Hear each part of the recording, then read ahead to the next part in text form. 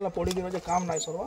आप मतामत दो आज को प्राय 2011-21 रु स्टार्ट है 2022 भितर भी रहा 25 हो गला। आज को अंगनवाड़ी केन्द्र कहनी जिनस कहनीटा भी ताला भी खोला नहीं जबार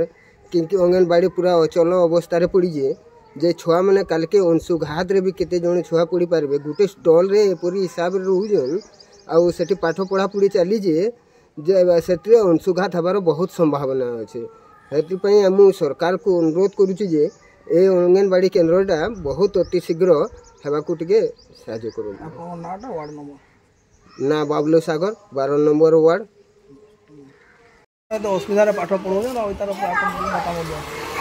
सेंटर तो आज बहुत दिन है ना सेंटर नहीं हबार के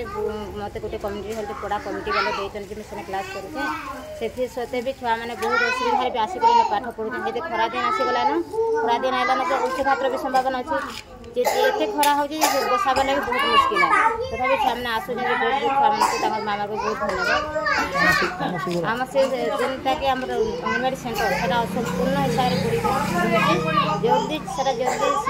जल्दी हो जाता तो आम बहुत खुशी होता खरादिन पूर्व